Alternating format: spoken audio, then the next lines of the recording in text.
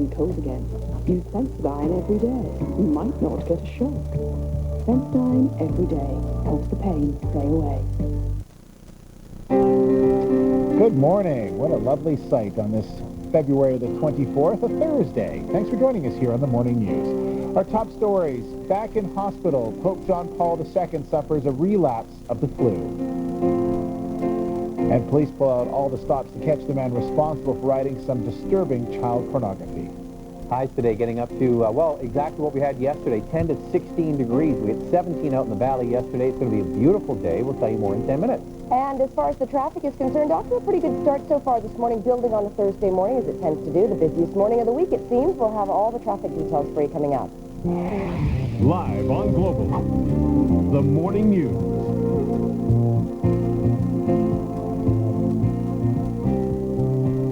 Well, good morning. Pope John Paul II has been taken back to the hospital. The Vatican has confirmed that the pontiff was rushed to hospital today after suffering a relapse of the flu. The announcement of the Pope's hospitalization came just minutes after the Vatican said the Holy Father was canceling a previously scheduled event. It also comes just a day after the pontiff made his longest public appearance since being discharged from a Rome clinic almost 2 weeks ago. Vancouver police still don't have a suspect, but they are getting lots of tips after raising the alarm about a potential pedophile.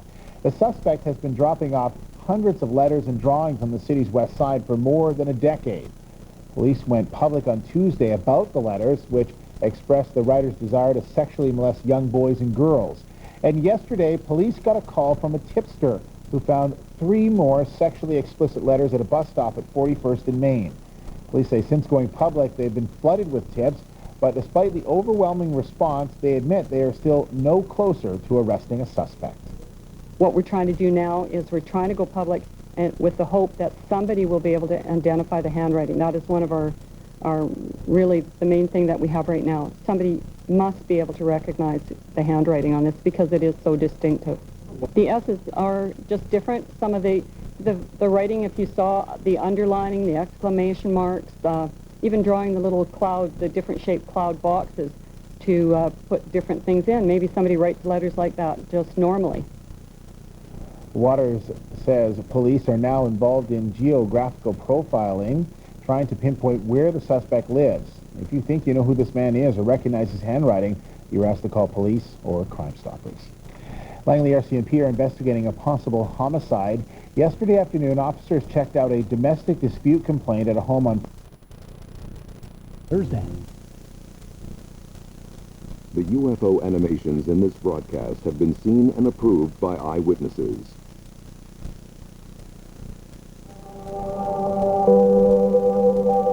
Do you believe in flying saucers? It's coming this way. It is definitely coming this way. There's no doubt about it. This is weird. There's other life out there, and there's also intelligent life. That doesn't mean it's easy to find.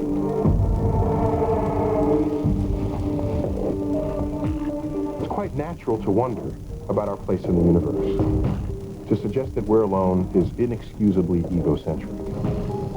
The federal government knows fully well what is taking place with regard to the UFO phenomenon.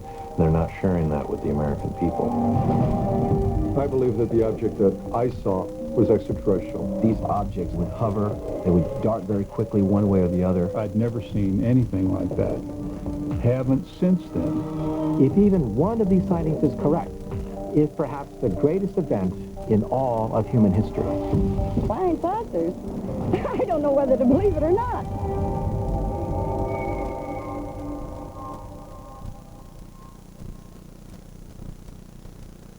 Hello, I'm Peter Jennings. We begin this program knowing from the research that most of us believe that we're not alone, that there is other intelligent life in the universe. NASA is searching for evidence of life in our solar system. Recently, NASA and the European Space Agency landed a probe on Titan, one of Saturn's moons, looking for signs of life.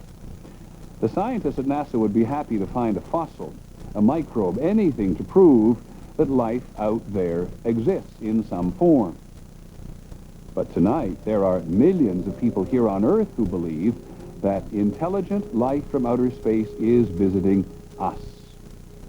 and they believe that they have seen the evidence. It was so shiny, it looked like someone was shining a very bright light on a piece of aluminum. The craft is disc-shaped, probably bigger than a 747, and it arced over the top of our car. Then there was a third object even behind the first two. So it came across and just stopped. It went back the direction it came from. This light went like this. That forever gave me the view that something other than us was out in the world. There's no doubt that we're being visited. There is no doubt. They are definitely here. Why they're here, where they're from, you can only speculate. More than 80 million Americans believe that the Earth has been visited by extraterrestrials, visitors from outer space. And after a count of about 4 seconds, gone. We're probably missing. More than 40 million Americans say they have seen or know someone who has seen an unidentified flying object, a UFO. I have seen alien vehicles on 8 occasions since then. And many Americans believe that they themselves have been abducted by aliens. I find myself floating from my bed. 4 of these beings came into my house, came in and got me. I know what I saw. I know what I experienced is real. I know it because everybody else has seen it, talked about it, and discussed it. So I know for a fact it's real. I know for a fact it's real.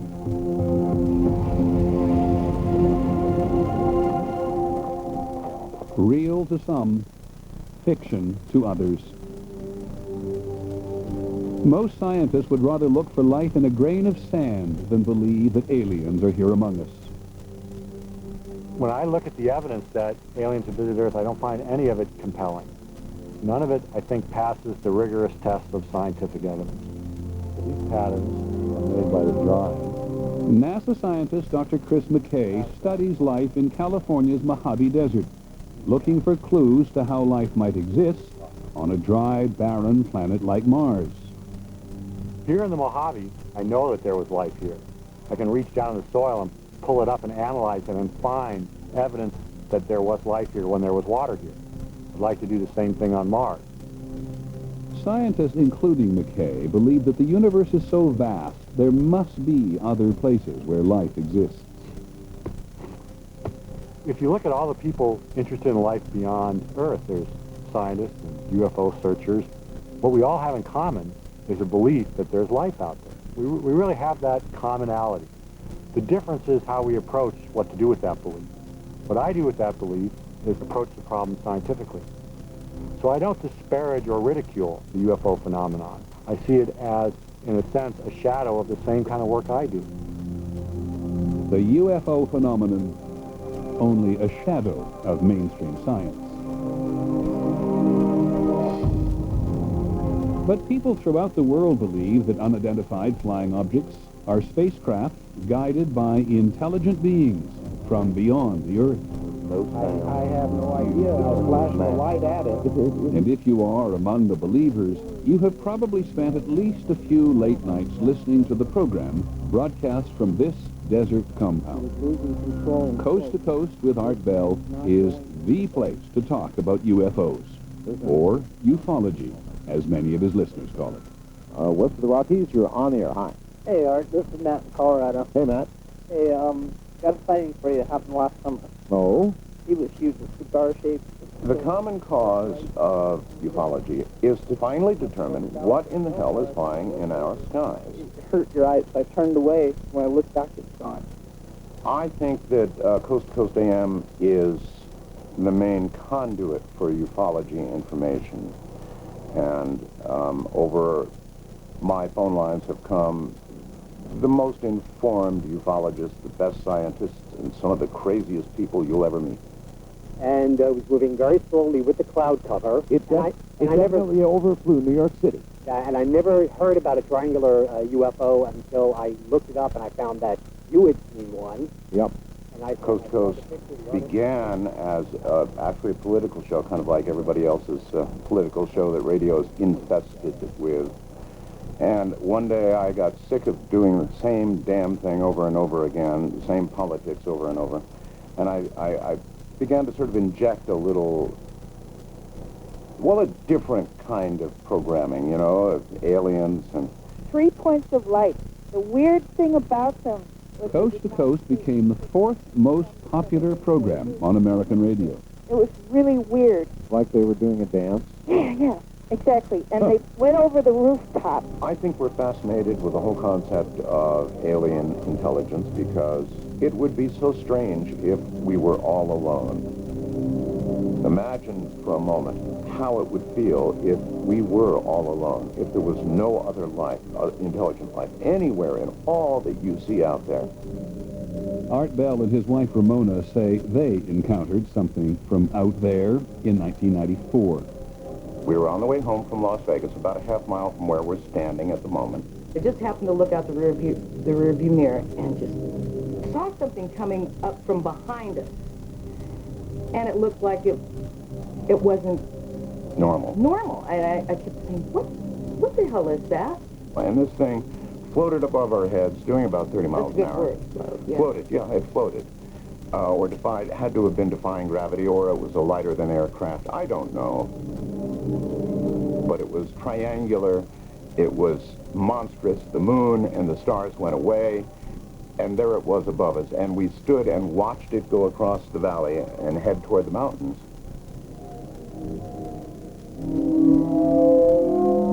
Art Bell and his wife were alone, but there have been UFO sightings with hundreds, even thousands of eyewitnesses. Phoenix, Arizona, March the 13th, 1997. There was some incredible sightings over Phoenix called the Phoenix Lights, and they occurred while I was doing my program. I took call after call after call of people in Phoenix saying, "Oh my God, what's flying over our city?" At 8:30 p.m. that night, hundreds of people reported seeing a mysterious flying something. Security guard Bob Nelson was sitting on his porch with his dog. All at once, 6 or 7 lights came across the top of the hill, and it was moving very slow. And then I went in and jokingly said to my wife, "We got a UFO coming over." She just couldn't believe what she seen. And then, of course, she didn't know what she seen. Sue Watson and her children, Brian, Aaron, and Kevin, were in their front yard. We saw this incredible sized vehicle. There were 5 huge lights in the very front of it, and it was in a boomerang shape. I'm only a mile and a half from that mountain, the top of that mountain. That vehicle spent 5 to 6 minutes hovering from that mountain to my house. I don't know anything that can go that slow. It was absolutely silent, just completely gliding, just like part of the sky, just a big platform, just flying with life in front of it. I could see it was covering stars, so I knew it was something solid. Sheriff's Deputy Thomas Chavez was in his squad car. I was sitting here facing to the east, watching the intersection, and on one of the times when I glanced up for my paperwork, that's when I saw the strange set of lights. I can't give you a definite answer to what it was. All I can tell you of what it was not, and it was definitely not an aircraft as we know it. Mike Fortson grabbed his binoculars and went outside with his wife. As it passed in front of us, all we could see was the left wing of the craft itself. That's how low it was. We didn't go fetch a camera. We didn't do anything but sit there and watch it. You actually tell yourself not to blink because you might miss something. I mean, that's how intense it was. It gives me goosebumps when I talk about it. At 10 p.m. that night, thousands of other people reported seeing another series of lights in the sky. What I'm looking at here is a light on South Mountain. Mike Kristen videotaped the event from his house on Moon Mountain. When I saw the one light, it was one thing. I was just photographing the one light, and then all of a sudden another one popped up in a different direction.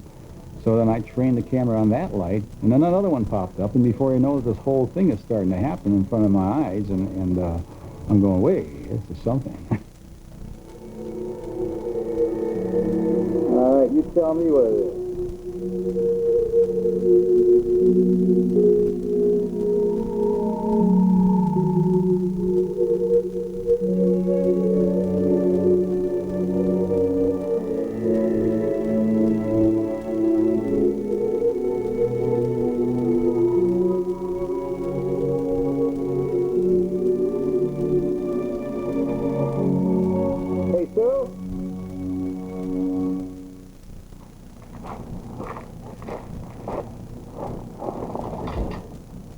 James McGahey lives in Tucson, Arizona, which is south of Phoenix.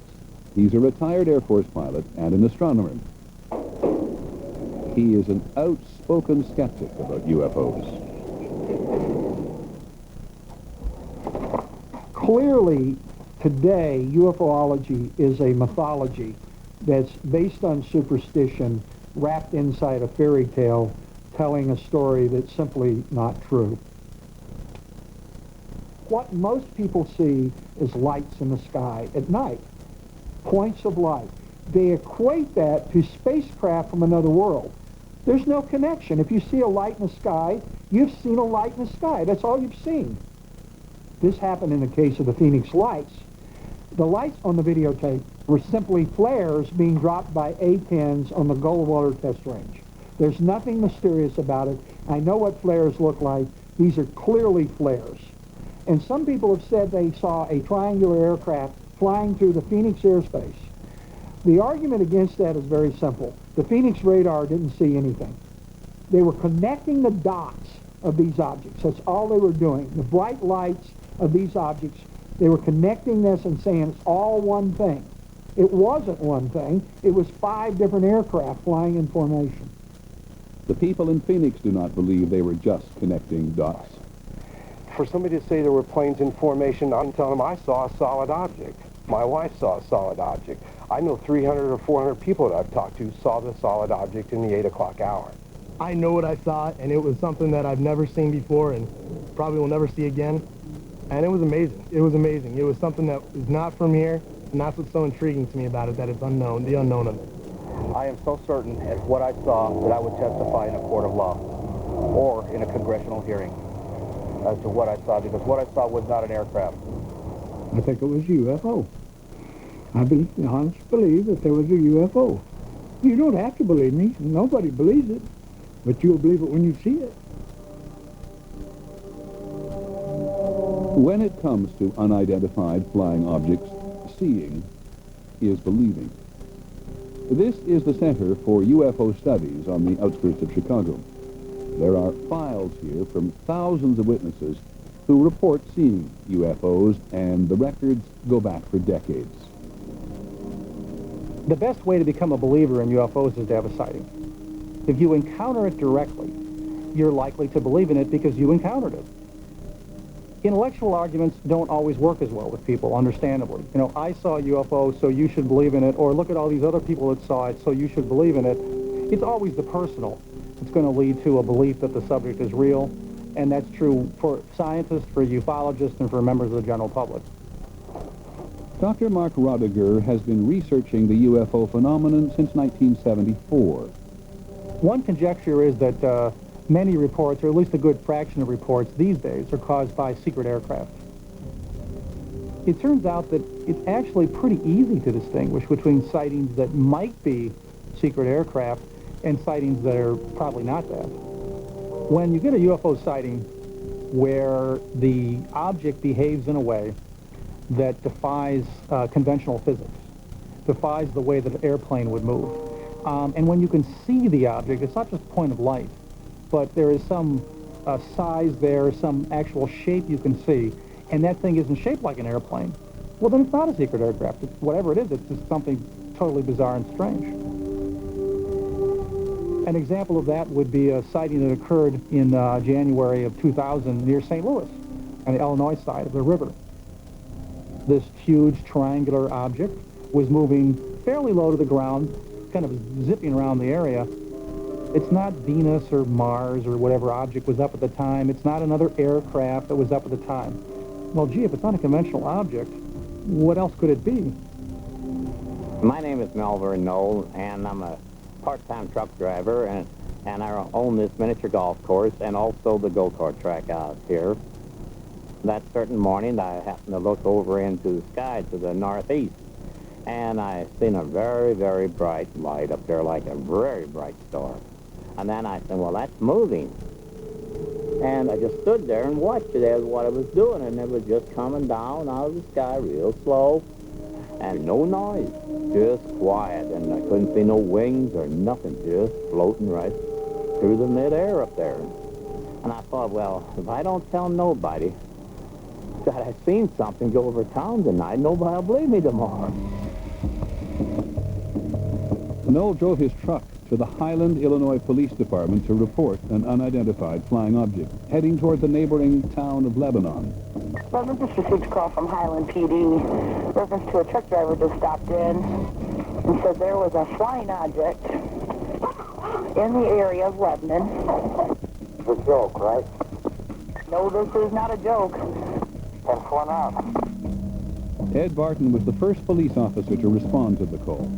To be advised, there's a very bright white light east of town, and it keeps changing color. It's heading westbound now. Matter of fact, if the shadow officer looks up, they can probably see it by now. 2550. I see something, but I don't know what that is. At 4:23 a.m., police officer David Martin saw the UFO over a field on the outskirts of Shiloh. I happened to look over and saw this large floating object that was just moving very slowly. It was probably about a football field in length. It had 3 large bright lights lighting up the sky underneath it. I honestly don't know what it was that I saw, other than I know it wasn't a plane or a helicopter or a blimp.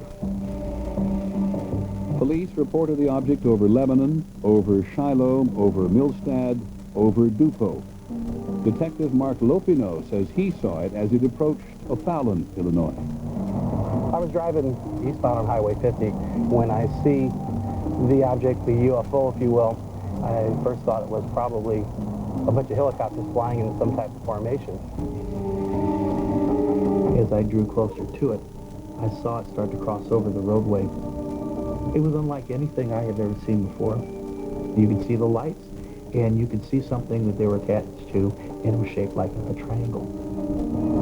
I'm freaking out. I'm like, what the heck is this? So I continue, and it's going over these trees. By the time I get here toward the left turn lane, I duck into this left turn lane here, and I stop right about here. I wanted to listen to see if I could hear any type of engine noise. I could not hear anything. I tried to look again at the UFO, and it had already gone behind these trees. I put it in reverse to back up a couple seconds to see if I could reacquire it again. By the time I backed up and tried to see it, it had moved at least a mile away, if not further. That quick. I was just astonished. I didn't know what to say. I was speechless. 6 people, including 5 police officers, saw an object over southern Illinois that night. And they all describe what they saw as a massive triangular object flying in total silence. It very well could be an alien ship, and I don't know. I guess that's why they call them unidentified objects. And I don't know. I do know that it wasn't a plane that I've ever seen before. Am I saying it was alien spacecraft?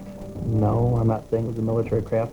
I'm saying I can't identify the object, and it's an unidentified flying object by its very definition.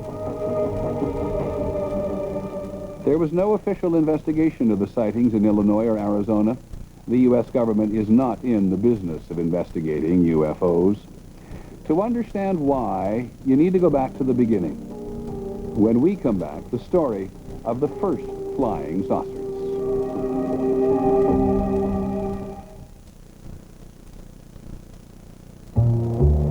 Oral-B brush-ups.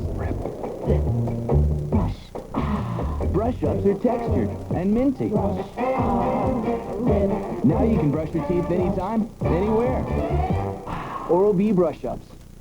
Nothing lifts the spirits like family and great Italian food. Come fly with me. So try Olive Garden's 2 great Alfredos. New chicken portobello and our creamy mushroom Alfredo. Or try the steak gorgonzola Alfredo. Olive Garden, when you're here, you're family. No crunches ever. Introducing the amazing new Ab Lounge, scientifically designed to make the crunch as we know it a thing of the past. Ab Lounge gets you up off the floor, strengthening and toning your abdominals using the biomechanically advanced Ab Lounge Jackknife, proven in university testing to be better for your body. When you compare the Ab Lounge to a standard crunch, well, there just is no comparison. The advanced Ab Lounge Jackknife generates up to 75% more muscle activity in the upper and lower abdominals, and an amazing 268% more in the love handle oblique. It's as easy to do as a crunch, but the efficient ab lounge design makes every move really count, targeting your abs without wasted effort. And because ab lounge gets you up off the floor, you have a wider range of motion, allowing you to stretch beyond 180 degrees for ultimate results. With the advanced science of ab lounge, you're not working harder, you're working smarter. You're not straining your neck and back with old-fashioned crunches. You're up off the floor in padded comfort, building a sleeker, sexier you. You also get a complete lifestyle system, including a jackknife toning routine on the ab lounge, a healthy eating guide, and an aerobic workout designed to maximize your results. I have this one pair of jeans. After just 8 weeks, my fat jeans don't really fit anymore. I lost 14 pounds. I also lost inches on my waist and went down 2 pant sizes. Built with a rolled steel frame, the ab lounge can support up to 275 pounds. Custom foot pedals adjust to match your height, and it quickly folds and stores just about anywhere. With ab lounge, your head, neck, and back are always supported.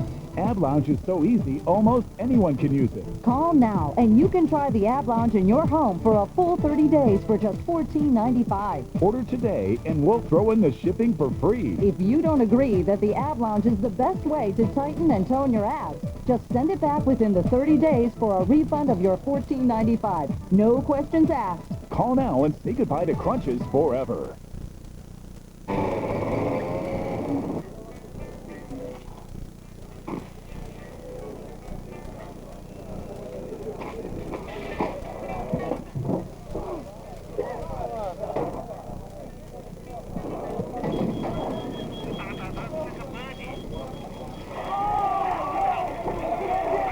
The World Golf Championships, the Accenture Match Play Championship.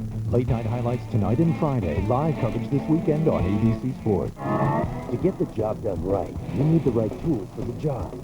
And now when you drive home a Ford Super Duty during Ford Truck Power Days, you'll also receive this 5-piece set of Milwaukee cordless power tools. Put a hard-working Super Duty to work for you with 0% financing up to $1,000 cash back. Then get to work with your very own set of Milwaukee power tools at no extra charge. That's one powerful offer in the most powerful line of trucks on the road. Don't miss Ford Truck Power Days. Going on now in your Northwest Ford stores. Super Saturday is coming to Mervyn's. Hurry in, doors open at 9 a.m. with 40 to 50% savings store-wide. Get 50% off great casual High Sierra fashions for her. 50% off the entire stock of solid bath towels in a rainbow of colors. 50% off the entire stock of leather handbags in all the latest styles. 50% off Vanity Fair intimate apparel, and the entire stock of men's Aero sportswear is 50% off. Don't miss out. Super Saturday is this Saturday only. Mervyn's. Hyundai has 2 award-winning SUVs, including the all-new Hyundai Tucson, named Best New Small SUV by Kiplinger's, with 6 standard airbags. And the Hyundai Santa Fe, winner of Strategic Vision's Total Quality Award, featuring V6 power standard. Both have spacious interiors and quality backed by America's best warranty, 10 years, 100,000 miles. So get your award-winning SUV starting at just $17,594 at Hyundai. Get your award-winning SUV for just $17,594 at your local Hyundai dealer. See a local man's UFO evidence tonight at 11. UFOs. Seeing is believing continues. The fascination with unidentified flying objects can be traced to a day in June 1947 and to one man, Kenneth Arnold. He was not a guy who read science fiction. He was not a guy who had any occult interests. He was not a guy with a lot of imagination. He lived pretty close to the ground mentally, but he loved to fly. And so on the Tuesday afternoon of June 24th, 1947, when he saw these 9 dish-shaped objects flying at some considerable speed over Mount Rainier, he thought that he was witnessing a secret military experiment. Every newspaper across the nation has made headlines out of it, and this afternoon we are honored indeed to have here in our studio Kenneth Arnold, who we believe may be able to give us a first-hand account and give you the same on what happened. Go ahead, Kenneth. They looked something like a pie plate that was cut in half with a sort of a convex triangle in the rear. I'd be glad to confirm it with my hands on a Bible because I did see it. It's just as much a mystery to me as it is to everyone else who's been calling me the last 24 hours wondering what it was. The press referred to the 9 objects Arnold said he saw as flying saucers. Arnold was such a straight shooter. He was so clearly puzzled. There was no possibility that this guy was making up a strange story. Arnold's sighting just seemed to catalyze everything. All of a sudden, there was this presence of something unidentified in the sky that couldn't be ignored. And in the next 2 or 3 weeks, there were many hundreds of sightings.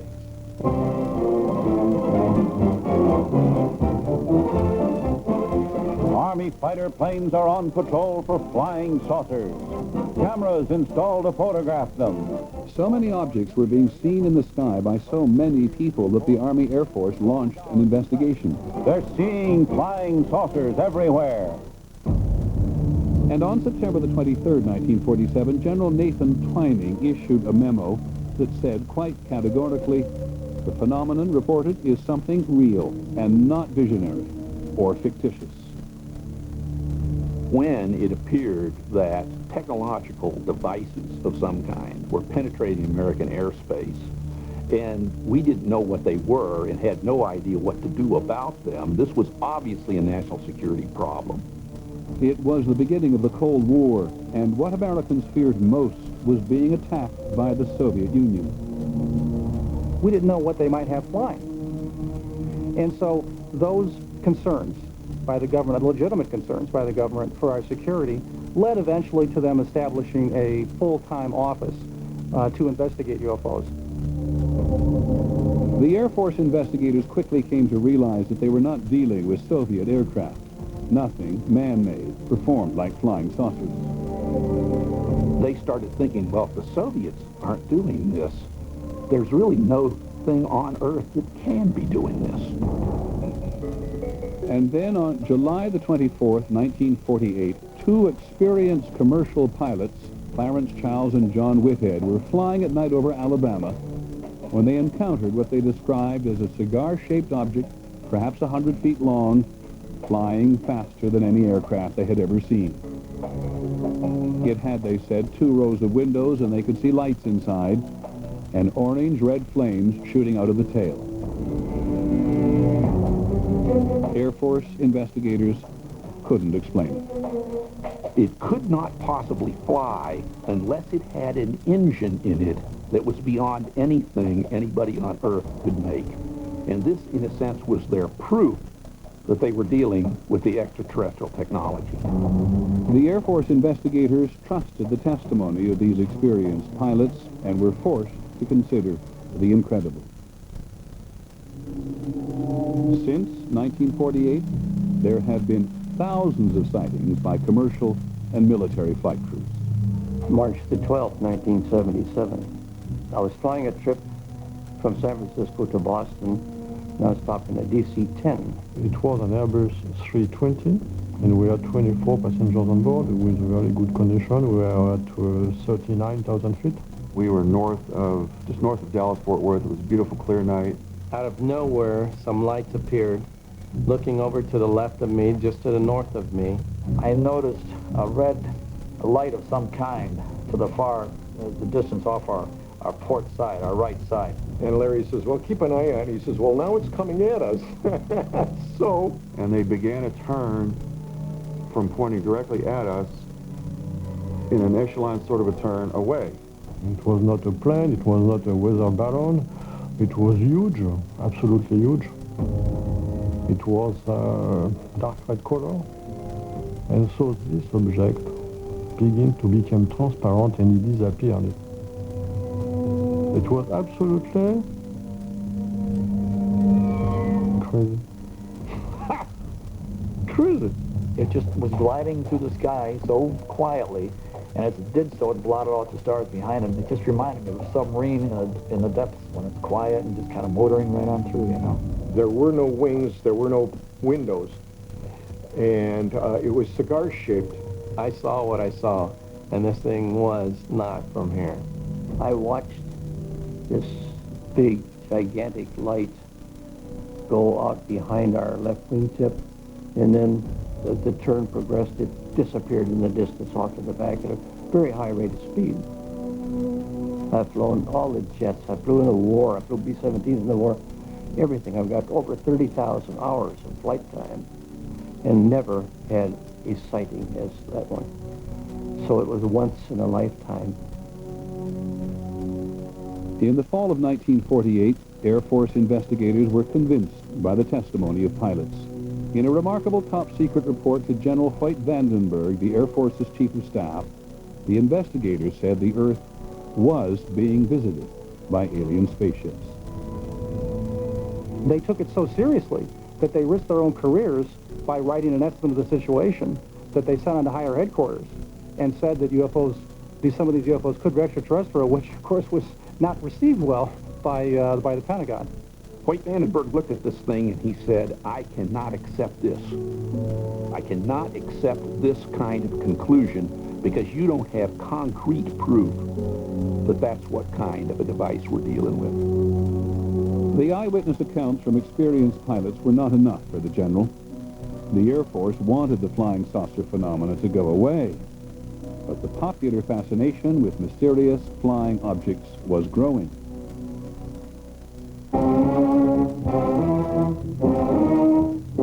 In 1952, the Air Force received more UFO reports than any other year in history. The sky is the stage, the actors, so-called flying saucers. And they're back on the scene with some new twists. This is a photograph of a flying saucer taken by myself, and it reminded me of two straw hats stuck together at the brim. I saw an intensely bright, white-green object in the sky. Now, I wouldn't want to say that this was one of those so-called flying saucers, but whatever it was an object and not an illusion. The Air Force had really tried to downplay the UFO problem. But by the summer of 1952, there was an enormous wave of sightings. There were hundreds and hundreds, probably thousands of sightings. Most alarmingly, the sightings were focused on Washington, D.C. At least 3 radar systems in Washington and the area were picking up unidentified targets. This very much worried people in Washington because it looked like penetration of the most important airspace in the country. In July 1952, the Pentagon's communication system was overwhelmed by calls about UFOs.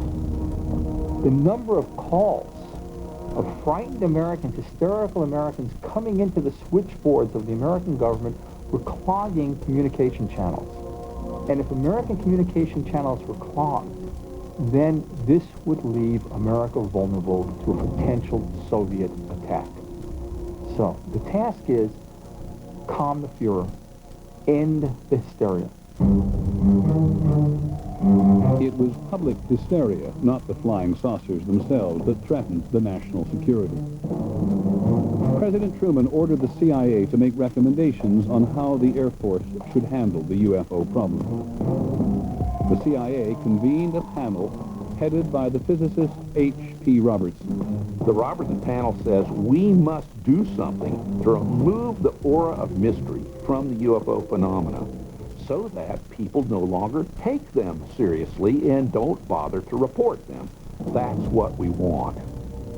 So flying saucers, whatever they were, wherever they came from, were to be made the subject of ridicule. But it was impossible to control the public interest. The public was fascinated. One of the most widely read magazine articles at the time proclaimed, "The flying saucers are real." One of the most respected publications in America, Life magazine, published photographs. Just a minute, ladies and gentlemen. I think something is happening. And then came the movies. The day the Earth stood still. This could be the beginning of the end for the human race. The War of the The Worlds. meteors, or the often ridiculed flying saucers, are in reality the flaming vanguard of the invasion from Mars. Flying saucers have invaded our planet. Washington, London, Paris. Earth versus the flying saucers. The whole world is under attack. Can it survive? The government simply could not control the public's appetite for a phenomenon so intriguing. They're pulling us up. When we come back, the Air Force tries to explain the unexplainable.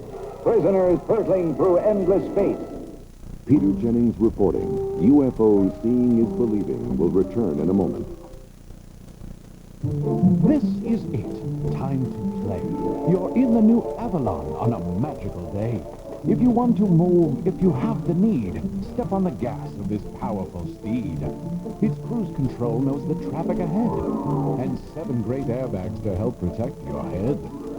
Ventilated seats will keep you at ease, and automatic wipers to make rain a breeze. Suddenly, the world opens wide, for the reimagined Avalon is a wondrous ride. Now that's moving you forward.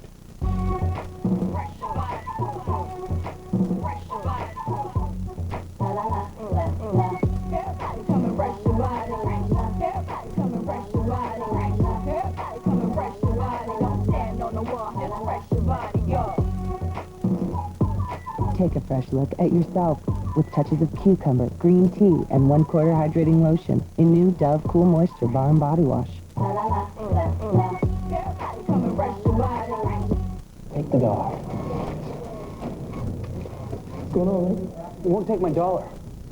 Oh, that looks good. Oh, yeah, it's new from KFC. Real chicken breast. Only $1. You got that for $1? Yeah. Except your $1. Oh. Ready for a tasty bargain? Try the brand new 99-cent snacker from KFC. 100% hand-floured chicken breast, pepper mayo, and crisp lettuce freshly prepared on a sesame seed bun.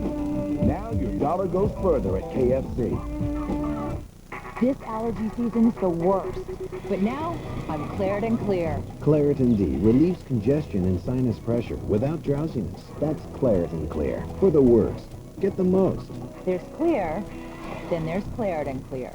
Do bulky storage containers bring up an avalanche in your kitchen? Is finding a lid almost impossible? And why is shelf space at such a premium? What you need is the Smart Bin storage system. Now organize and store all your containers and lids in less than 1 square foot. Watch, turn any disaster into an organized master. Smart Bin conveniently holds all your storage needs right at your fingertips. Its unique patented design slides forward, then spins like a carousel for easy selection. You could even find a container and lid with a blindfold on. SmartSpin holds an enormous amount of food, yet takes up about the space of a coffee maker. It's perfect for any cabinet, drawer, shelf, or countertop. Just slide, spin, and store. Frustrated with messy foil and dripping bags? No problem. SmartSpin's locking lids are spill-proof, but open with the touch of a finger. And because one size lid fits all, you'll never go searching again. SmartSpin's clear containers let you see what's inside. And with 3 sizes, you can store virtually anything. They're smart for keeping leftovers fresh, organizing daily meals, or packing school lunches. Plus, they're microwavable and dishwasher safe. SmartSpin is the only compact storage system that slides, spins, and stores. You'll wonder how you ever got along without them. Call now and receive your SmartSpin carousel with 4 24-ounce containers, 4 16-ounce, 4 8-ounce, and 12 locking lids for just $19.99. But here's an even better deal. We'll double the containers and lids absolutely free. Now store nuts and bolts in the garage. Put one in the RV, boat, or office, anywhere space is limited. SmartSpin is guaranteed to give you more shelf, cabinet, and countertop space or your money back. That means you get the complete 49-piece storage system that can fit in less than 1 square foot, all yours for just $19.99. Here's how to order. Call 1-800-921-0680 and order your SmartSpin storage system for $19.99 plus $7.95 shipping and handling. Organize and store all of your containers and lids. Call now. Must be 18 or older to call. Next, Naomi Campbell, the world's biggest supermodel, finally comes clean. From her addiction and journey back from the edge of despair to all the rumors about her temper. You head-butted her, bit her lip, pulled her hair. A Diane Sawyer primetime exclusive. Next. Blinded in the line of duty. I'm assigned here. What are you going to be able to do at a crime scene? All I want is a chance. He'll struggle. Let me help you out. Sit off it! I dealt with people doubting me all day long. I don't need that when I come home. To get back what he lost. Just because you can stay faithful doesn't mean I can't. What is that supposed to mean? You're back on the job, you're partnered up, and you're fine. But I'm not. Well, I guess what this comes down to is whether you trust me or not. Blind Justice premieres Tuesday, March 8th, only on ABC. Today, if you ask the Air Force about UFOs, it will tell you there is no evidence that they are extraterrestrial vehicles, and there is no evidence that they represent technology beyond our own. The Air Force will cite as proof its own 22-year study called Project Blue Book. During the 1950s and 60s, Project Blue Book, based at Wright-Patterson Air Force Base in Ohio, investigated hundreds of UFO reports every year. They came from every part of the country, from people in every walk of life. Night sightings, day sightings, sightings of mysterious lights, structured craft. The reports came to Blue Book seeking answers to what it was in America's skies. Blue Book was overwhelmed by the volume of reports. Americans were told again and again, we have a crack unit of individuals, scientifically trained people, studying this phenomenon. That wasn't the case. There wasn't a massive institute where Blue Book had a staff of white-coated lab technicians. There was a guy at a desk and a secretary and a private or someone there, typing stuff. It was a very, very small project. Colonel Robert Friend was the director of Project Blue Book from 1958 to 1963. We wanted to explain as many sightings as possible, but we recognized that the amount of resources that would be necessary in order to do this would have been far beyond those that we were ready to commit at the time. Blue Book was never intended to become a serious, full-scale scientific inquiry. The Air Force had another mission for its UFO office. Blue Book was tasked with a public relations mission, and that mission was denounce the UFOs, dismiss the UFOs, debunk the UFOs, and anybody who believes in them. Just come up with answers and get this UFO thing out of the newspapers. The best way to keep UFOs out of the newspapers and therefore out of the public mind was to say repeatedly that they were nothing more than weather balloons or rare atmospheric conditions, a star on the horizon, whatever it took. What they wanted to try to do was, I think, to re-educate the public regarding UFOs, to take away the aura of mystery. And that job was most often left to Blue Book's one civilian scientist, Ohio State astronomer, Dr. J. Allen Hynek. To this time, there is no proof that I would consider valid scientific proof that we have been visited by spaceships. There was not one sound. I listened. There was not a sound. Between 1948 and 1969, Dr. Hynek was Project Blue Book's lead scientific investigator on thousands of cases. His job was to stretch his imagination to try to find explanation for every possible case he could, even if he knew it didn't make any sense. Don't you think it would be kind of unusual for a meteor to just fall across the road and hover over there a minute and then drop to the ground? The coming over wouldn't be bad. The hovering would bother me. The longer he was in, the more cases he saw, the more he realized that he couldn't explain the cases, and there was a genuine mystery involved here. In the middle of the Cold War, across remote stretches of the northern United States, the Air Force kept ballistic missiles and B-52 bombers on constant alert.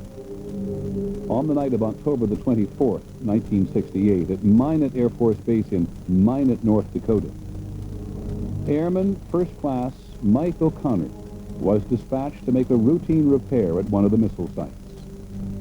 We made our turn to come down the road to the missile site, and out of the corner of my eye, I observed what I thought was a farmer's yard light, but it looked awful bright. As we proceeded down the road, the object appeared to lift off the ground and parallel us down the road until we came to the missile site, at which point we got out of the truck and it just kind of hovered there. Staff Sergeant Bill Smith was in charge of security for 10 nuclear missiles. That night, he reported seeing strange objects. These objects would rise, they would speed up, they would slow it down, they would hover, they would dart very quickly one way or the other. We were just not really sure that these were things that we could explain. The Minot control tower diverted a B-52 to investigate. Captain Brad Runyon was the B-52's co-pilot. The air traffic controller asked us if we would mind going out to this one area and looking for something. I was curious, and I said, well, what are we looking for? And they said, well, you'll know it if you find it. The navigator on the B-52, Captain Patrick McCaslin, suddenly identified an object on his radar screen. I saw a return, faint one sweep, bright the next, large, off our right wing, 3 o'clock, at about 3 miles. And at that point, I asked the radar navigator to turn on the camera, which would then take pictures of whatever was on the radar screen. These pictures of the radar screen show the object flying in formation with the B-52. This thing was climbing out with us and maintaining the same heading we were. That was unusual. But what really watered my eyes when this thing backed away and allowed us to turn inside of it. When the object suddenly disappeared from the radar, the bomber turned back to find it. Co-pilot Runyon was the first to spot what appeared to be a glowing craft hovering near the ground. When things like that are happening, it seems like time just stands still. My estimate, overall object was a minimum of 200 feet in diameter, and it was hundreds of feet long.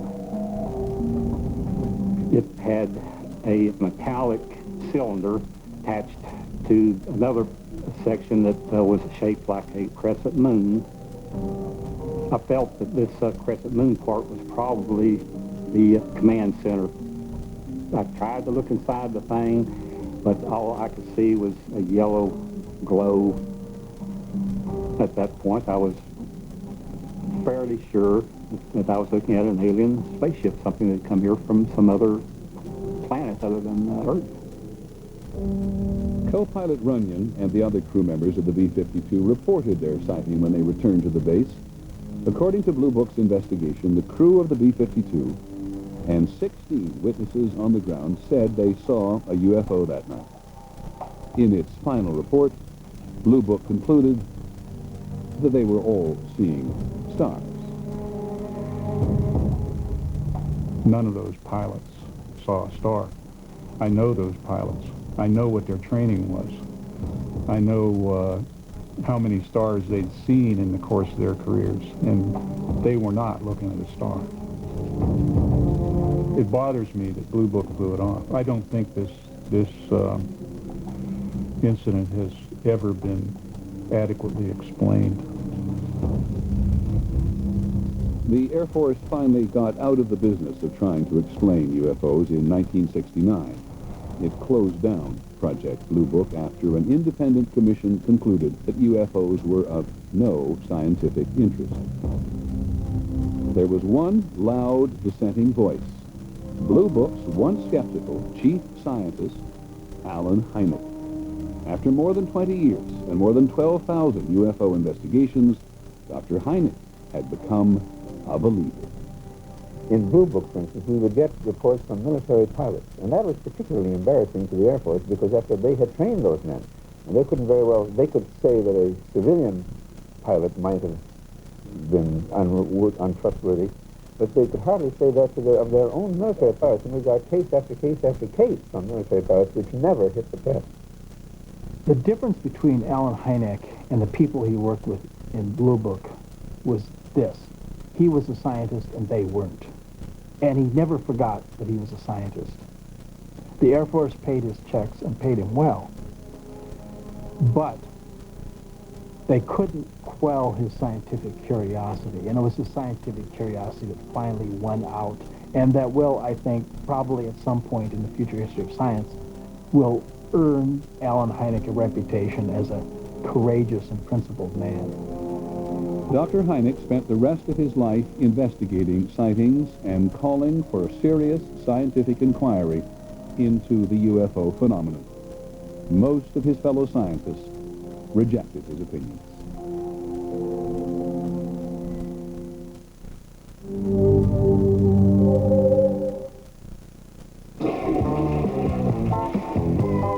You can't touch this. You can't touch this. Well, you gotta touch it. That's why there's Purell, because germs can cause illness. So when there's no soap and water, reach for Purell. It kills 99.99% of germs in seconds.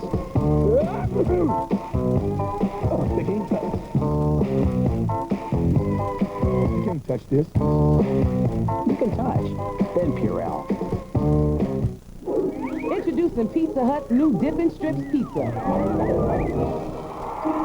A box full of dipponomically designed strips that just beg to be dunked in 1, 2, 3 delectable dipping sauces. All just $9.99 for one topping. Let the dipping begin.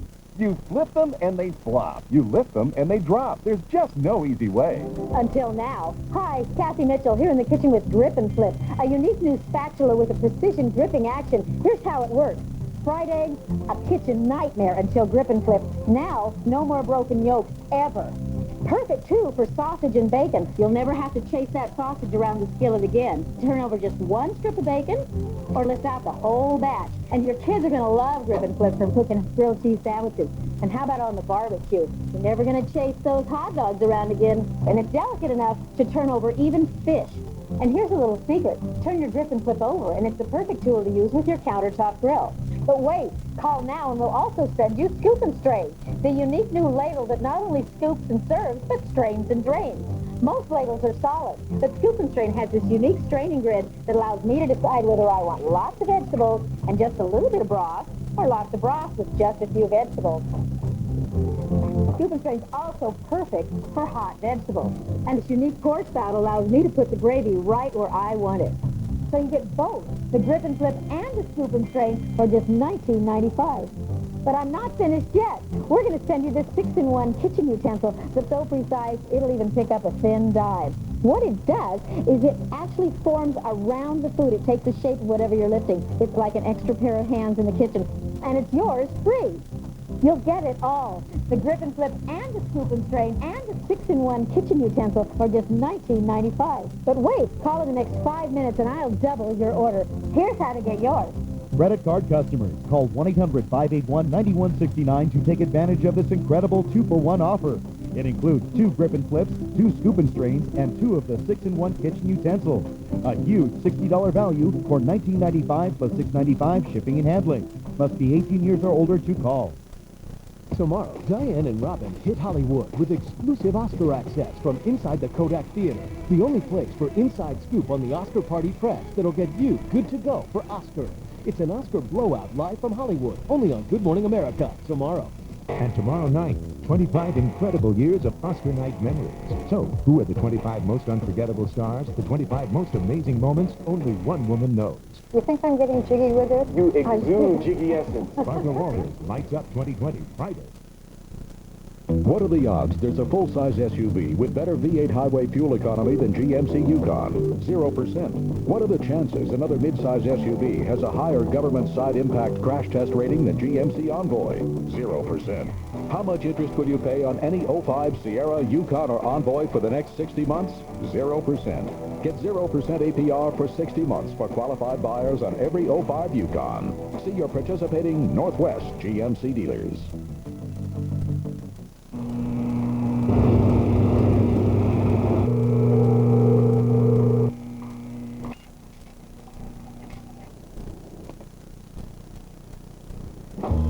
It's always, or nothing at all.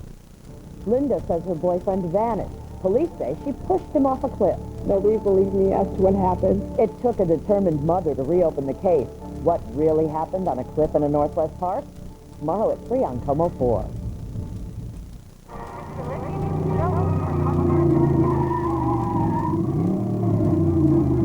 Ever wonder what the most powerful man in the free world would do on his day off?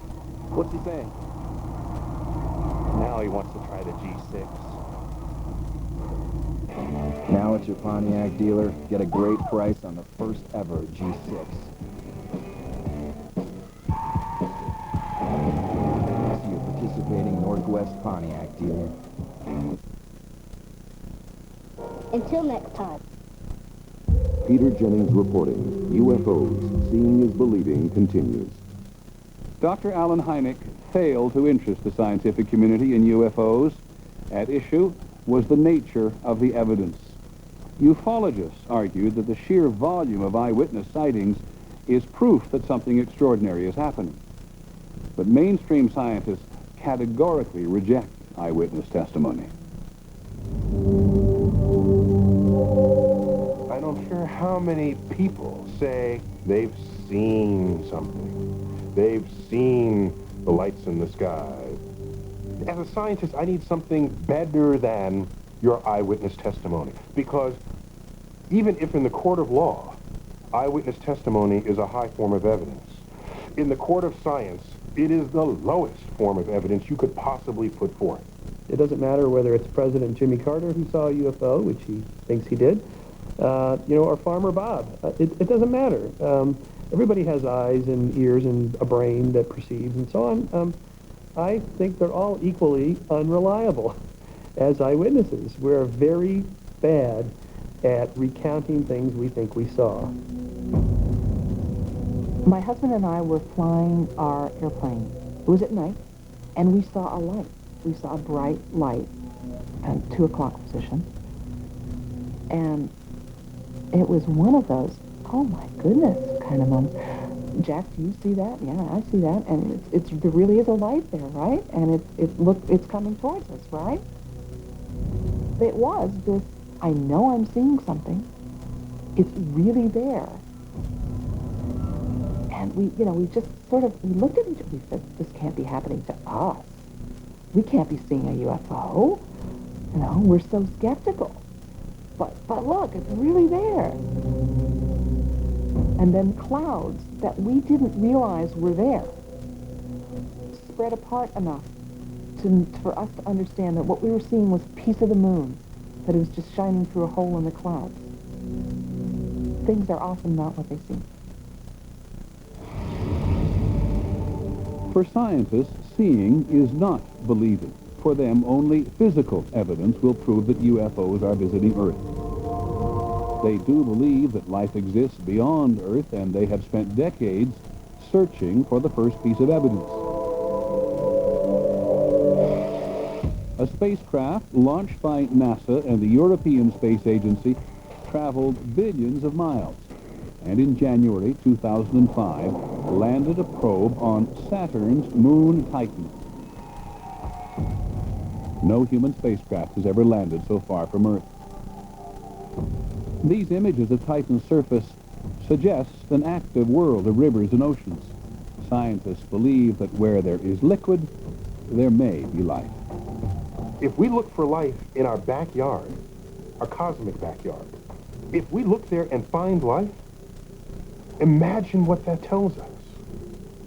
That some other random place that happens to be a nearby planet has life just the way we do. Then there's no telling how rich the entire universe is with life. There is still no evidence that the universe is rich with life, but mainstream scientists think there has got to be life. There's more than 100 billion stars in our Milky Way galaxy alone. And there's more than 50 or 100 billion galaxies in the universe. You multiply these two numbers, that's a 1 with 21 zeros worth of stars in the cosmos. To suggest that we're alone is inexcusably egocentric. Somewhere among the billions of stars in our galaxy, or in the billions of other galaxies in the universe, scientists believe there must be other planets, just like Earth, where life exists. What created Earth and man must have created life somewhere else, they say, in the vastness of space. Somewhere, there must be another developed civilization trying to reach us. Dr. Frank Drake has been listening for 45 years. In 1960, in Green Bank, West Virginia, Dr. Drake first pointed a radio telescope at a nearby star to listen for a signal. We just had this feeling that something very important was starting, that this was a new road that human beings were taking that was going to lead to very wonderful places and very wonderful things for our civilization. Dr. Drake's experiment marked the beginning of a project called SETI, the Search for Extraterrestrial Intelligence. Dr. Seth Shostak is an astronomer who works with Drake at the SETI Institute. We've been broadcasting our existence to the universe for the last 50 or 60 years, and we've been doing that with our high-powered radio and television transmissions. Every day, those signals just go right on out into space. That's how we're broadcasting into space, and we kind of turn that idea around when we try and find the extraterrestrials by trying to find their broadcast. Dr. Drake remembers the day of his first search in April 1960. For all we knew, every star in the sky had a radio transmitting civilization. We might succeed the first day. We even had a tape recorder connected to the radio receiver so that we could tape record any voices we might hear from the other worlds. And so we pointed at the first star, and when it finally set in the west, we moved over and pointed the telescope at the second star, and we heard on a loudspeaker a signal like we'd never heard before with a radio telescope. And it was a lot like a lot of people said we might detect, a series of pulses. It sounded like choo, choo, choo, choo, choo, choo, choo, choo, choo, choo, choo, choo, choo. All our hearts were pounding. You think this may be one of the greatest moments in history unfolding right here before us. The signal turned out to be nothing more than sound from a passing plane.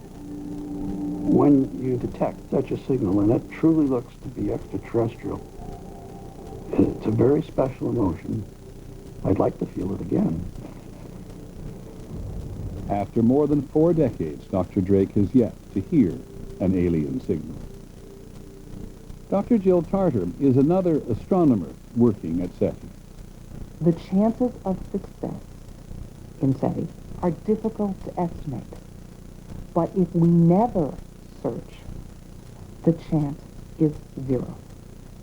So I think what we ought to do is search. Seth, you can see the telescope. Oh, yeah. Too shiny. Yep. I see him. At Hat Creek in Northern California, SETI is building an array of telescopes that will search for signs of extraterrestrial intelligence on a scale never before attempted. The project is named after its largest donor, the co-founder of Microsoft, Paul Allen. All right, go. This observatory is sited in a very quiet pastoral valley, mostly cows and a few people. It's going to change a whole lot when we put 350 telescopes in here, and it's going to change even more if indeed those telescopes detect a signal from someone else's technology. Of course, we don't know how many civilizations out there might be broadcasting signals that we could pick up. The faster that you can go through all that heavenly real estate, the sooner you're going to find a signal. And if that happens, this is where it will happen. It'll happen right here. This is kind of the portal to the cosmos. This is the place where we're going to crack the crystal of isolation that has surrounded this planet for 4.5 billion years. Right here, right amongst the trees and the lava and the bright sunshine. And drink a little champagne along the way. We will build it, and I hope they will come, or at least in the form of their radio waves. Some UFO believers belittle SETI. Why search the heavens for an elusive signal, they ask, when the extraterrestrials are already here? If I thought that extraterrestrials were really visiting the Earth, I wouldn't be doing this. None of us would be. Why would we go to all the trouble of building this very complex equipment and expensive antenna arrays and so forth and so on if they were here? It's just not proven that any UFO is a spacecraft from another intelligent species. On the other hand, it must be said that we haven't shown that the extraterrestrials exist either. But we don't make the claim that we have. I think that's a big difference.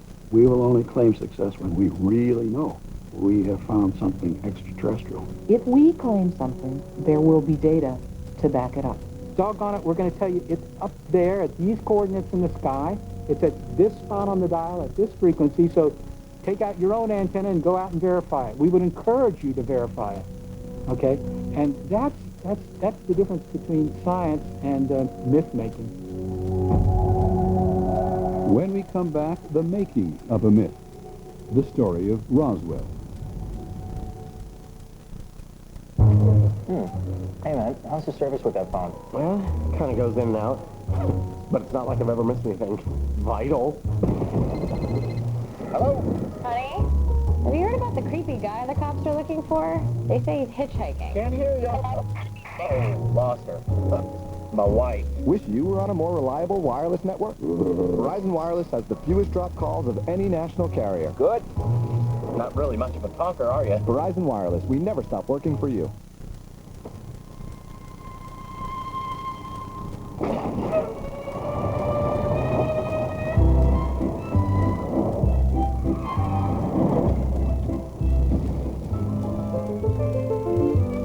To hold things that can make a mess, use Glad Force Flex trash bags. The only bags with patented Force Flex technology that stretches to prevent rips and tears. So what goes in doesn't come out. Glad Force Flex trash bags for stretchable strength. Get Glad. Hey, Angie, you going to the post office? Hey, Ted, you going to the post office? Do I know you? Anyone go to the post office? Jeff. Ronnie? Connie. Is anyone going to the post office? Hey, Chuck. Can't go to the post office? Go to USPS.com. From buying stamps to shipping packages, almost anything you do at the post office, you can do at USPS.com. It's how the U.S. Postal Service is working for you. Hey, Steve. Lunch? On the road again. One of the greatest entertainers in country music. Can't wait to get on the road again. Willie Nelson. For the first time ever, 20 songs spanning his entire career on one CD. Can't wait to get on the road again. Willie Nelson. Songs. All the better, all they say. Featuring his classic duets. Like Pancho and Lefty with Merle Haggard. Let him slip away. She's a good-hearted woman in love with a good-hearted man. Good-hearted woman with Waylon Jennings. She loves him in spite of his ways. The nightlife ain't no good life.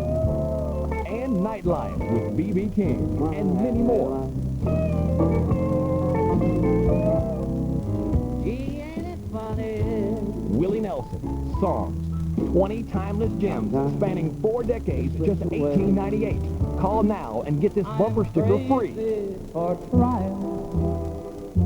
Willie Nelson songs includes classics like Crazy. Crazy for loving you through the ages. Plus, unforgettable #1 hits like Blue Eyes Crying in the Rain. Blue eyes crying in the rain. You're gonna find when it's too and favorites like Just to Satisfy You. just won't break just to satisfy you. I never took the time. And Always on My Mind. You were always on my mind. Simply Willie, Simply Songs. 20 incredible career-spanning hits on one CD. To order, call the number on the screen or log on to www.willienelsonsongs.com. Free bumper sticker with paid order. Call now. Wednesday, an all-new Lost, an all-new Alias. First, the survivors on this island are searching for answers, but they'll be lucky to stay alive. Then, mess with a secret agent's sister. Bad idea. Go. Team up with an old enemy to save her. Even worse. Might take it you don't trust me. An all-new Lost, an all-new Alias. Starting Wednesday at 8/7 Central, only on ABC. Sunday on ABC, it's Hollywood's hottest night. First, the biggest actors in the world go head-to-head for the award everybody wants. And the Oscar goes to... Chris Rock hosts the Oscars live. You won't believe the halftime show. Then if it's Oscar, it's time for Barbara.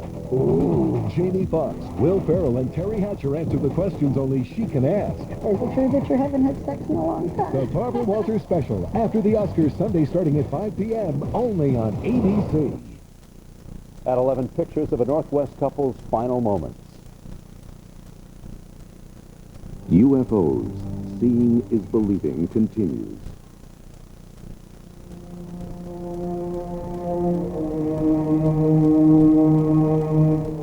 For many of those who believe that the Earth has been visited by extraterrestrial spacecraft, this remote New Mexico ranch is hallowed ground. The story goes that it was here in the summer of 1947 that one of the greatest discoveries in human history was made. The holy grail of ufology. Concrete evidence proving the existence of alien life. Major Jesse Marcel, the intelligence officer at the Army Air Base in Roswell, receives a telephone call. The call is to go to the ranch of Mac Brazel and investigate some material that Brazel has found on his land. Marcel goes to the ranch and brings back a load of debris. And this stuff was extraordinary. Jesse Marcel was absolutely convinced what he found was extraterrestrial, that the debris was nothing of this earth.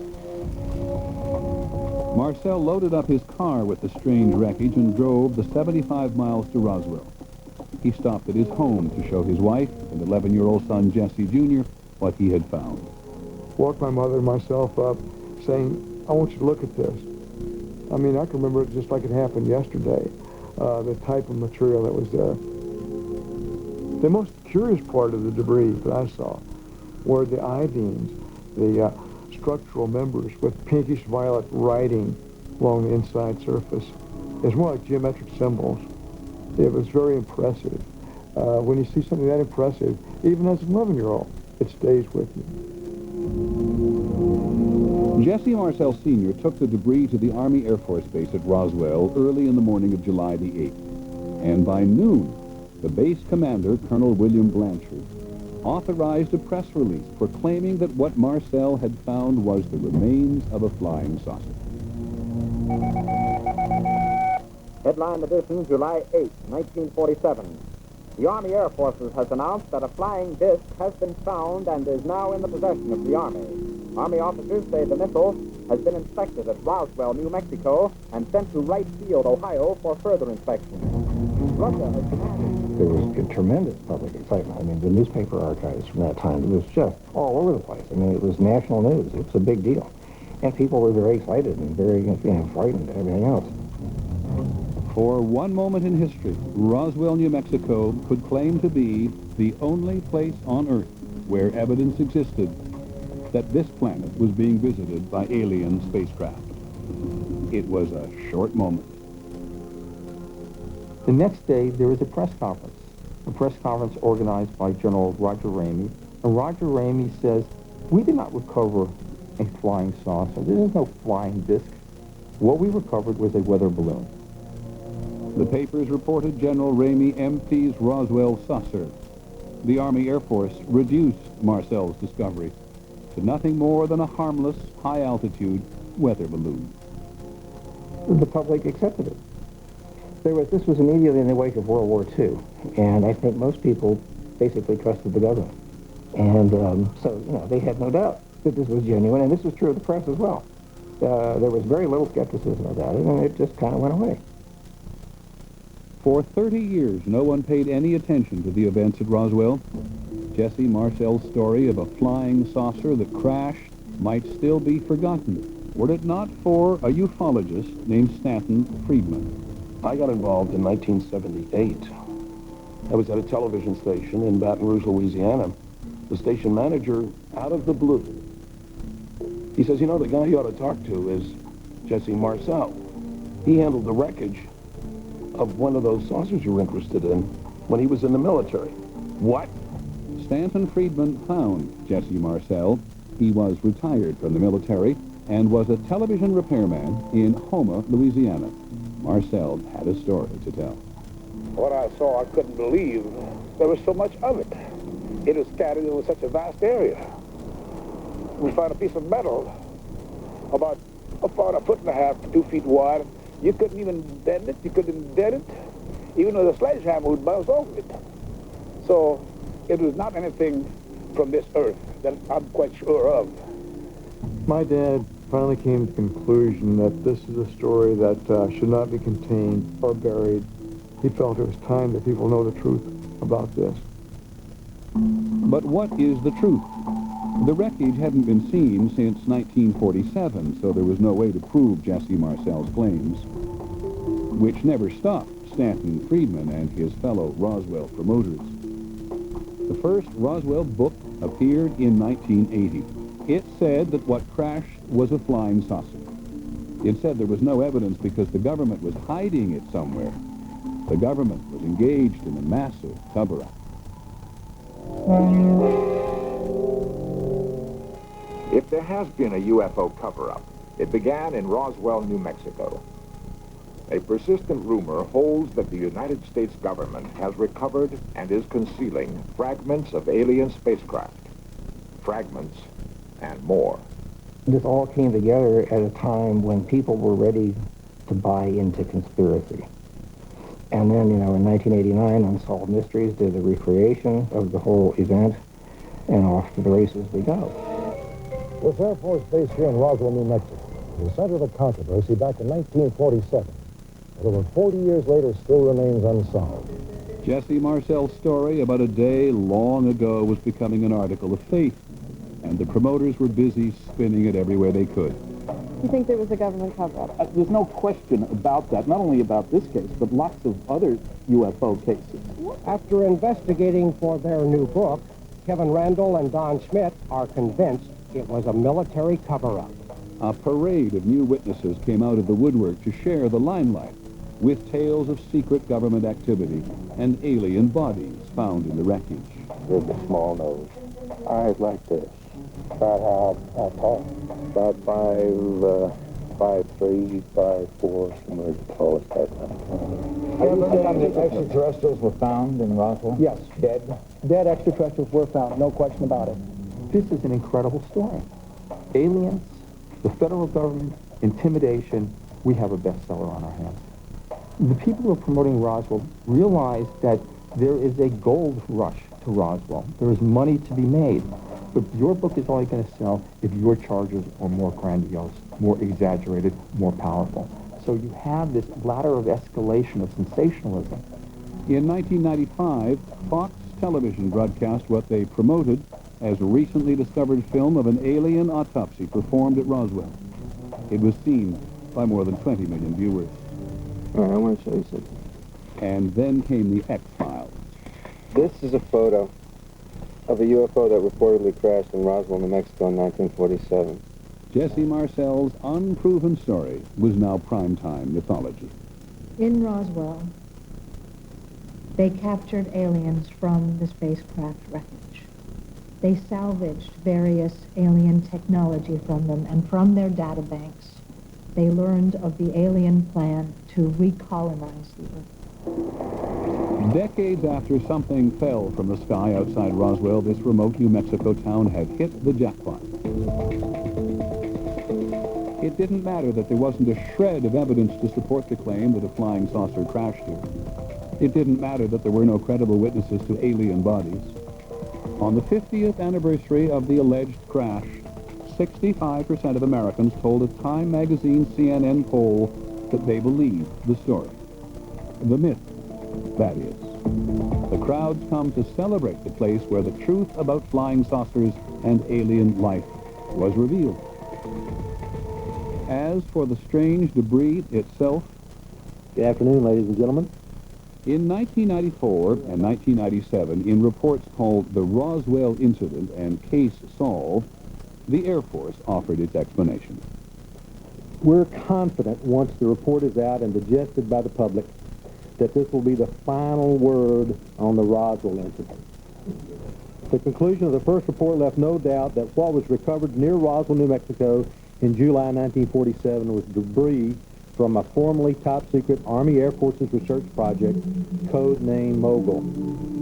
Project Mogul was so secret it had the same security classification as the project to build the atomic bomb.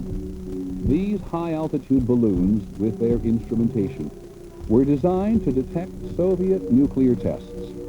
They were tremendous in size, as long as 650 feet. And in 1947, nothing else on Earth looked like this. When I began to look at the reports from that project and see the kinds of materials that were used, weather balloons, aluminum foil-covered radar targets that had struts that had funny little markings in purple and pink all over them. And then I took a look at the descriptions of the genuine debris that was found. It all matched. It all fit. So the irony of all of this is that the great Roswell mystery, the great Roswell cover-up, arose from a real cover-up, but the intent was not to protect knowledge of a crash flying saucer, but to protect a very earthly project. To this day, Roswell's true believers dismiss everything the Air Force had to say. They believe the government cover-up continues. I think that Roswell has become an article of faith for many people. It happened, and that's all there is to it, and don't confuse me with the facts. I don't think that the hardcore believers will ever give up on Roswell. They cling to a myth that here outside Roswell in 1947, the question of are we alone was finally answered. It was not. UFO Seeing is Believing will return in a moment. Excuse me, ladies and gentlemen. Ever since Alex was about this high, I have dreamt of this day. I just want to make sure that the day that we sent our little girl off to start her own family was every bit as memorable as the day she first joined ours. But I'm just their financial advisor. Now, how about a few words from her dad? When you work with a Morgan Stanley financial advisor, you get someone unusually devoted to your dreams, one client at a time. Really? So, lunch? A nice salad. Oh, maybe some soup. Okay, soup, salad. Breadsticks. It's lunch at Olive Garden, featuring our homemade soups, our garden-fresh salad, and warm breadsticks. All you want for just $5.95. It's all about the O. And the O is all about the code. Sometimes it's all about the outdoors. It's all about the office. It's all about the home and books, music, videos. Then again, on occasion, it's all about the girls. Save on thousands of products at Overstock.com. It's all about the O.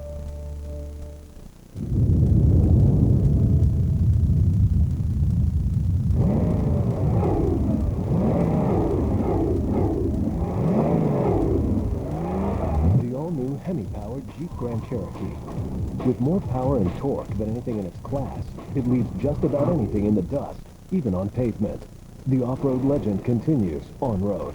Get 0 plus, 0% financing plus February bonus cash for total savings of up to $4,700 on Grand Cherokee. Hey, Miss District Attorney, you really prosecuted the crap out of that one. I went with the crap I had, Detective.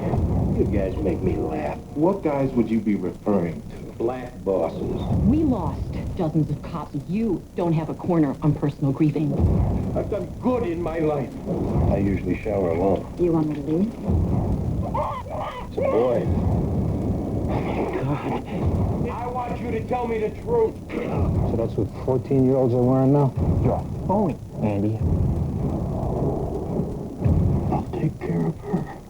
Please help me. That was my partner. Get down, get down. Come on, back off.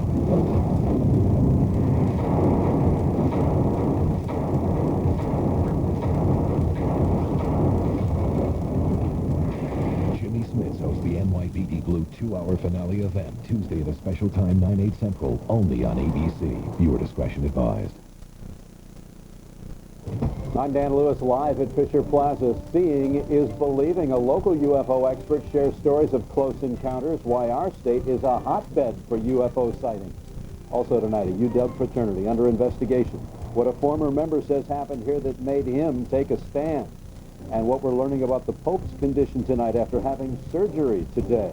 On Como 4 News at 11. First for local news.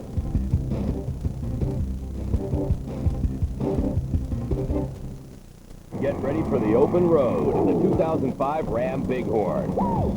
With 20-inch chrome wheels, available power sunroof, leather trim, and a 5.7-liter Hemi V8 engine. The 2005 Ram Bighorn has just arrived, but it already has a reputation. Grab life by the horns at your local Dodge dealer. Non-dopo gente, ser vi normen en fish taco. Men fish taco är mättande. Smakar gott. Mättande. Smakar gott. Och du då? Why do you think fish taco is so good? Salsa? Salsa! Taste one and you'll agree. It's the fresh veggies and zesty salsa that makes the fish taco from Taco Time so good. A lot of culture here in Ballard. To get the job done right, you need the right tools for the job. And now when you drive home a Ford Super Duty during Ford Truck Power Days, you'll also receive this 5-piece set of Milwaukee cordless power tools. Put a hard-working Super Duty to work for you with 0% financing up to $1,000 cash back. Then get to work with your very own set of Milwaukee power tools at no extra charge. That's one powerful offer in the most powerful line of trucks on the road. Don't miss Ford Truck Power Days, going on now in your Northwest Ford stores. The latest on the Pope after having surgery today at 11. Peter Jennings reporting. UFOs. Seeing is believing continues. If you were to go to a UFO convention, and there are hundreds of them every year, you would likely find a lot of attention being paid to people who say they have been abducted by aliens. Reporting the UFO story is incomplete without this facet of it. However you judge the people you're about to hear, bear this in mind. The serious psychologists you will also meet tell us there's no reason to believe that your average abductee is any more psychiatrically impaired than the average person in the population. We're perfectly normal people. We're probably your coworkers, your family, or your friends, and we're having quite extraordinary experiences. And we're all trying to understand what's happening to us, who's doing it, and why. I had gone down to bed that night when 4 of these beings came into my house. And I was still awake, laying down in my bed. I don't know where they came from or how, but they came in very fast into the room, heading toward me. And then they were all down the side of my bed, 4 of them, again, to my right. I turned to face them.